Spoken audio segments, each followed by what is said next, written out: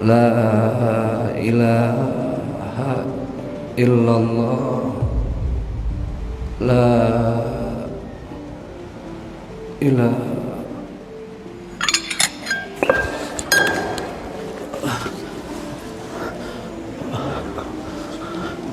Itu saat itu apa yang dirasain, dan saat Ustadz jatuh apa yang what's the first thing on your mind gitu loh tadi? Iya. Yang saya rasain tuh kita antara hidup dan mati. Betul. Ada tempat di mana kita hidup enggak, mati pun belum. Iya. Itu. Karena saat itu perasaannya memang, ya Allah, kalau memang saya ini yang terbaik, ambil deh ya Allah. Karena udah nggak dapet. Udah berserah seperti udah, itu. udah. Itu saya lagi ngajak zikir, la ilaha, itu udah.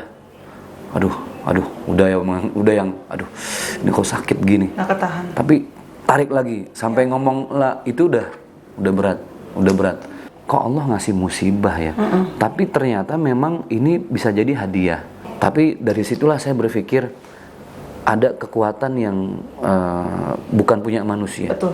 Saya ingat satu hadis dari Rasulullah SAW, wallahu fi aunil abdi ma damal abdu fi auni akhi.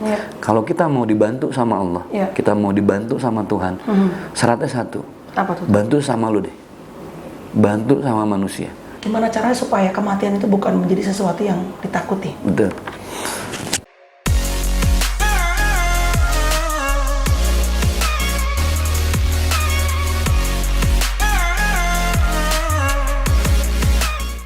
Hai guys, hai Komedo, komunitas Melani Ricardo. Welcome back to my vlog. Kali ini di vlog ini agak sedikit berbeda dan it's special karena aku bersama dengan Ustadz Zaki. Siap. Hai, assalamualaikum Tat. Waalaikumsalam warahmatullahi wabarakatuh. Ustadz Zaki yang sering dipanggil sebagai Bang Jack. Bang Jack. Itu ada ceritanya loh. Kenapa sih ya? Itu pertama kali yang manggil Bang Jack, tahu nggak siapa? Itu Siapa? Nikita Mirzani. Justru Nikita Mirzani. Tapi sekarang ke Indra Herlambang segala macam jadi. Karena dulu di salah satu TV swasta dia bintang tamu. Terus kan dipanggilnya Ustadz Zaki, kata Nikita. Ah nggak gaul lo, kata gitu. Jadi Bang Jack. Bang Jack, kata gitu. Ya, akhirnya tapi aku manggilnya Tat aja ya. Iya. Gitu. 1, 2, 3 jawab semuanya. Cakep. Kapan lagi minta Ustadz Zaki untuk nyanyi? Tat, sehat. Karena lu kan kemarin viral nih Tat. Iya. Mohon maaf viral banget. Dan jujur kita semua kaget. Karena Bang Jack atau Ustadz Zaki ini baru aja datang ke acara Kopi Viral. Sehat walafiat, kita masih ngobrol ya Tat. Betul. Tiba-tiba tersebar di video-video, di lambe-lambean segala macam. Ustadz jatuh. Terus banyak berita yang katanya Ustadz sampai mohon maaf meninggal dan segala macam. Iya. La ilaha illallah. La ilaha.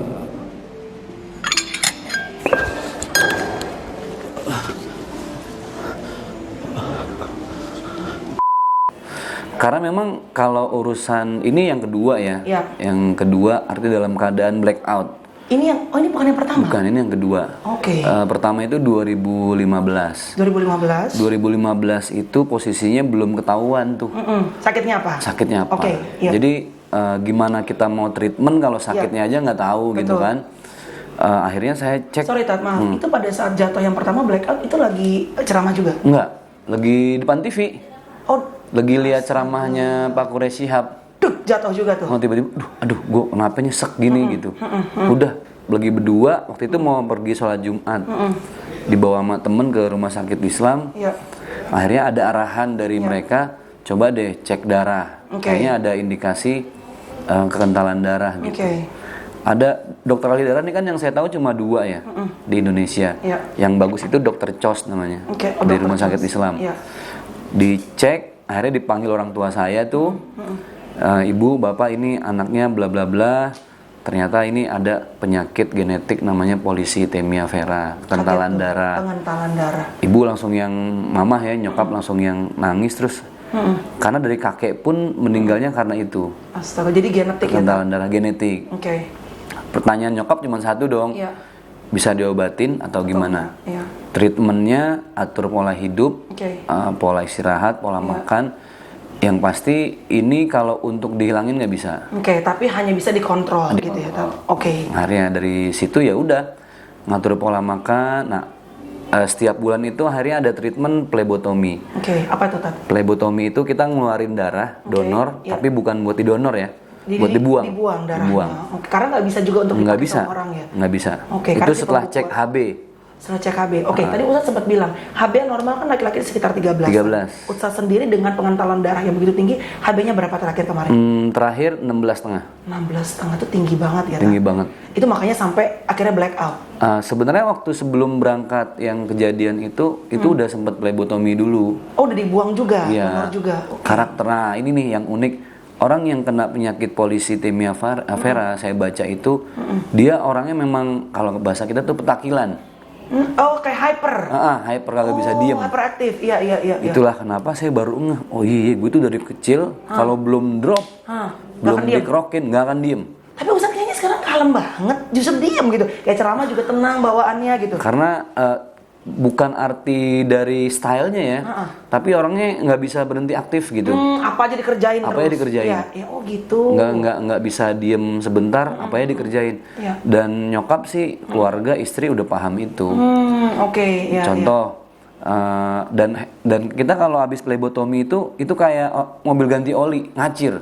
Oh, malah justru kenceng gitu. Kenceng. Oh, oke. Itu biasanya saya langsung naik motor tuh. Bikin program namanya Darling, dakwah motor keliling. Wow. Ada aja ya Tat ya yang kerjain ya. Ya hikmahnya memang satu sisi itu saya tetap sebut itu hadiah ya. Iya. Karena kita berpikir itu kayak kok gue kayak dapat musibah. Kita kan kalau kena sakit kan kita kadang berpikirnya gitu. Iya. Kenapa sih kok dikasih ini sama Tuhan? Benar nggak Tat? Betul. Even Ustadz pun berpikir seperti itu. Iya. Ada prosesnya gitu. Ada. Oke. Kok Allah ngasih musibah ya?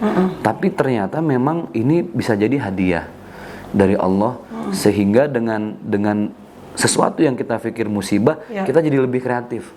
Kalau tanpa penyakit itu, kita tuh nggak jadi kreatif, nggak bisa berdakwah kemana-mana. Saya jujur ada sesuatu, ada kekuatan Allah, kekuatan Tuhan yang saya rasain gini. Dokter bilang kayaknya Ustadz 3,5 tahun. Kalau secara penyakit. Pada saat 2015 itu? 3,5 tahun. Ini kalau secara genetik, karena produksi sel darah merahnya kenceng. Cepat banget. Tapi dari situlah saya berpikir ada kekuatan yang bukan punya manusia. Betul. Kita ini kan yang nyiptain Allah, kita yang nyiptain Tuhan. Jadi ya udah, kalau di kita tuh setiap sholat kan ada Iyyaka na'budu wa iyyaka nasta'in. Hanya kepada Engkau ya Allah kami menyembah, dan hanya kepada Engkau kami mohon pertolongan. Di agama yang berbeda juga punya prinsip yang sama, saya yakin. Hanya menyembah Tuhan yang esa, kan kayak gitu. Pasti ada kekuatan. Nah dari situlah saya ingat satu hadis dari Rasulullah SAW. Wallahu fi aunil abdi ma damal abdu fi auni akhi. Kalau kita mau dibantu sama Allah, kita mau dibantu sama Tuhan, syaratnya satu. Apa tuh? Bantu sama lu deh. Bantu sama manusia. Allah nggak buta, Allah nggak tidur. Pasti dilihat. Pasti Allah akan buta. Karena Allah tahu banget kebutuhan yang paling kita perluin itu apa. Jadi niatin aja karena Allah. Kalau niatnya karena Allah, Allah juga akan tahu kebutuhan yang terbaik buat kita apa. Yang saat kita doa tuh air mata kita tuh kita minta apa sih ya? Jadi Ustadz sebenarnya orang nggak pernah banyak tahu, divonis dari segi medis 3 tahun nggak akan bertahan. Tapi alhamdulillah puji Tuhan sampai sekarang masih hidup, masih berdakwah kemana. Gara-gara pesan Rasul tadi, kalau mau dibantu sama Allah, bantulah sesamamu. Dari situ saya punya prinsip, secara manusiawi kita wajib berusaha ya. Betul. Kan Rasul ikhtiar juga ikhtiar. Nanti biar Allah ngasih yang terbaik. Dari situlah tuh saya kalau ada bencana alam, keterpanggilan hati saya kuat. Ini obat paling mujarab gitu loh. Ini obat yang di depan mata. Ketika ada orang susah, sebenarnya Allah tuh lagi nunggu. Allah tuh lagi nunggu. Ayo, kamu gerak nggak? Kalau kamu gerak, aku juga bergerak. Betul. Dan jangan gerakan minta aja ya, Tat. Dan gerakan Tuhan tuh dahsyat loh. Kita satu langkah bergerak menuju Allah, Allah tuh ribuan langkah. Kalau kita nggak bergerak, kita yang rugi. Jadi kalau saya dapat info, Bang, ada musibah nih, bencana alam, tanah longsor, saya ke Palu berangkat, ke Lombok berangkat. Itu yang bikin saya merasa sehat dan panjang umur. Karena kenapa? Karena orang itu paling gampang hatinya ngedoain kalau kita bantu, kita bahagiain. Itu pasti. Contoh ya, Mbak misalnya tiba-tiba dikasih uang lah sama orang, 10 juta. Nggak ada angin, nggak ada hujan, 10 juta. Saya tanya, Kita ngedoain apa nyumpahin tuh orang? Pasti ngedoain yang baik-baik kan. Nggak ada orang ngebagi kita uang kita sumpahin. Benar. Dan biasanya doa yang paling tulus itu ketika kita lagi dibahagiain orang lain. Jadi prinsipnya kalau lo mau didoain tulus oleh banyak orang, maka tuluslah berbuat kebaikan sama orang banyak. Iya. Bukan demi konten, bukan demi yang lain-lain. Yang penting kita melakukannya benar-benar dengan hati yang tulus supaya apa yang kita minta juga dalam doa kita juga didengar sama Tuhan. Betul. Nah, masalah konten ada yang nanya, gimana tuh kalau dibikinin konten? Saya sering bilang, kenapa sih orang berani dosa, maksiat, berani diumbar? Betul. Kenapa konten yang baik-baik kenapa nggak di-share? Saya setuju, Tat. Saya setuju gini, bukan berarti maksudnya kita mau riak ya, Tat. Betul. Tapi maksudnya aku juga ngelihat kayak misalnya bukan cuma di YouTube deh, di mana-mana kita lihat gitu. Banyak konten yang kadang-kadang mohon maaf nih, Tat, kita menunjukkan ini kita apa kita. Iya dong, konten kebaikan juga kita harus share supaya mudah-mudahan menginspirasi yang lain gitu ya, Tat. Aku juga setuju, sependapat sekali sama Ustaz. Supaya orang sadar bahwa harta tuh cuma titipan gitu loh. Benar. Kita apa sih, karir apa yang mau kita bawa sih? Habis semuanya. Habis, selesai. Bener. Nggak ada apa-apa. Orang tuh harus tahu lewat apa ya, lewat media. Betul. Nah, sering tanya sama saya, Sat, kita ngasih bantuan, lo deh Sat ngasih bantuan. Terus ada anak infotainment, lo naikin di YouTube, menurut lo gimana? Nggak apa-apa kok. Harus ada ria nggak? Pasti ada. Kita ini manusia biasa. Nah, cuman untuk menghilangkan ria ini, this is the point ya.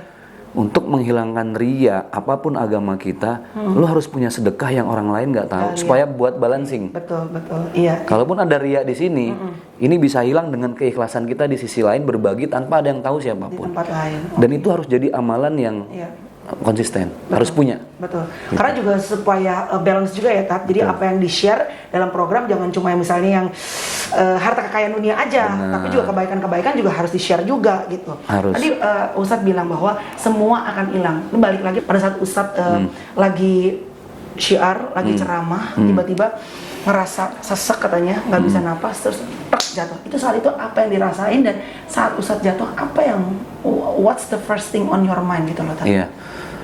Gini sih, sebenarnya malam itu memang saya udah mau batalin sebenarnya. Udah nggak enak badan. Udah nggak enak badan. Saya udah bilang sama istri, udahlah gue batalin aja deh.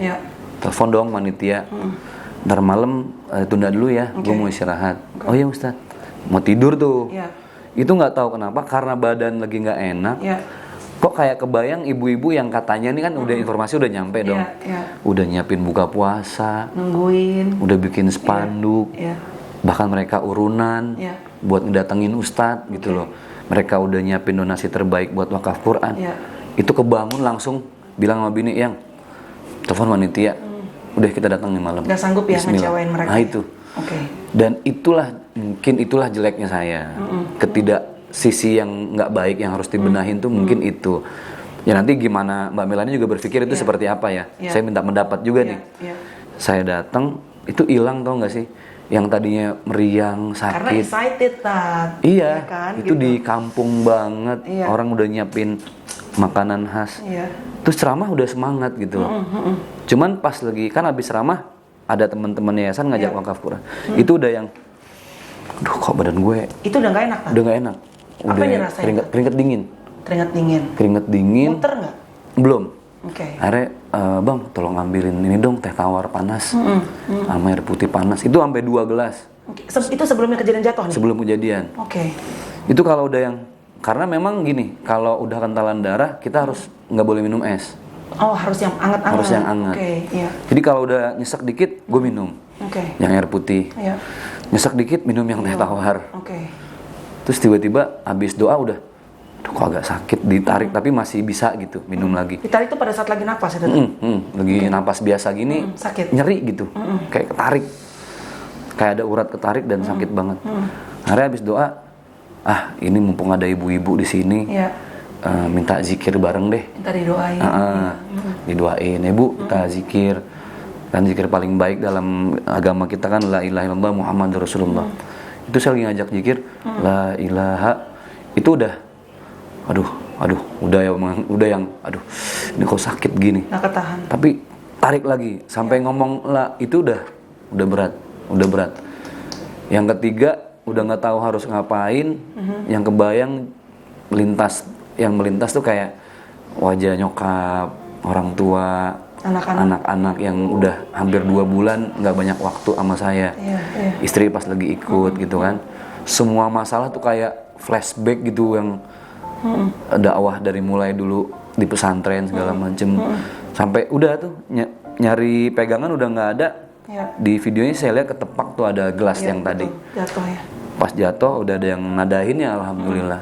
Di situ saya cuma mikir, ya Allah, kalau memang ini akhir hidup, ini yang sesuatu yang memang saya mau banget. Coba deh kita pikirin, kita tuh hidup apa sih yang kita impiin? Yang pasti impian terindah itu ketika kembali kepada Tuhan, balik ke Allah, dalam keadaan kita lagi baik. Betul. Itu seindah-indahnya impian setiap hamba Allah lah ya. Jadi udah pasrah. Itu narik udah susah, tapi pas ngucapin la ilaha illallah jadi gampang. Tapi pada saat tek jatuh, Ustadz masih sadar itu? Dibilang sadar, setengah sadar. Udah nggak mikirin yang lain deh, udah nggak mikirin suara orang, mikirin gimana nyambung napas aja udah susah gitu ya. Sempet istri waktu di puskesmas sih katanya minta saya duduk. Jangankan duduk deh, buat buka mata itu kita udah nggak kepikiran karena di sini tuh sakit banget. Sakit itu yang gimana ya, nyeri, susah narik napas deh, nggak nyampe. Tapi pada saat Ustadz yang ibaratnya setengah sadar dan kan nggak tahu nih akan apa ujungnya saat itu kan kita nggak tahu nih, masih bisa, alhamdulillah ternyata masih bisa duduk saat ini di sini, kita masih bisa ngevlog, masih dikasih umur.